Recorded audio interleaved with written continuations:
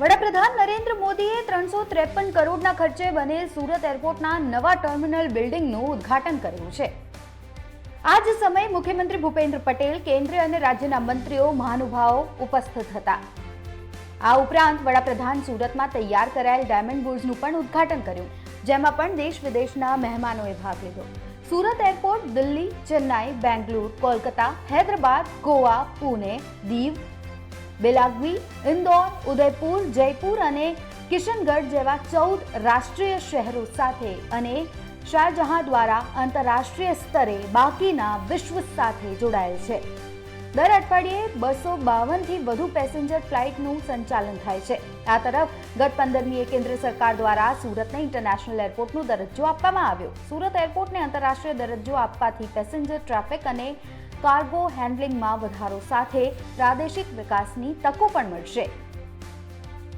કેવું છે સુરતનું નવું ટર્મિનલ? એર કનેક્ટિવિટી વધારવાની સાથે નવી ઇમારત મુસાફરોની સુવિધાઓમાં પણ વધારો કરશે. પેઇન્ટેડ આર્ટવર્ક દ્વારા સુરત અને ગુજરાતની સંસ્કૃતિ, સ્થાનિક પર્યાવરણ અને પરંપરાને પ્રદર્શિત કરવા માટે રચાયેલ કાઇટ ફેસ્ટિવલને દર્શાવતી મોઝેક પેઇન્ટિંગ પણ બતાવવામાં આવી છે. ટર્મિનલ બિલ્ડિંગનો પ્રવેશ સુરત શહેરના રાંદેર વિસ્તારમાં આવેલા કસ્ટાના જૂના મકાનોથી પ્રેરિત છે.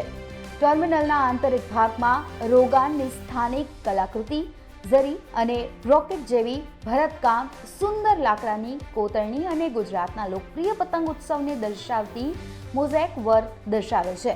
એરપોર્ટ ટર્મિનલ બિલ્ડિંગ અને એપ્રોનનું વિસ્તરણ, ટેક્સી ટ્રેકનું બાંધકામ ચાલી રહ્યું છે. 20 ચેક-ઇન કાઉન્ટર, 5 એરોબ્રિજ, 13 ઇમિગ્રેશન કાઉન્ટર.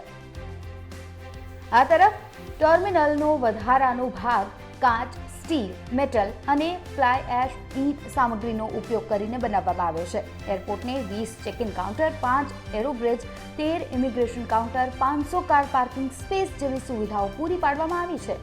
વિસ્તરણ પછી સુરત એરપોર્ટ પીક અવર્સ દરમિયાન પ્રતિ કલાક 1800 મુસાફરો અને વાર્ષિક 35 લાખ મુસાફરોને હેન્ડલ કરી શકશે.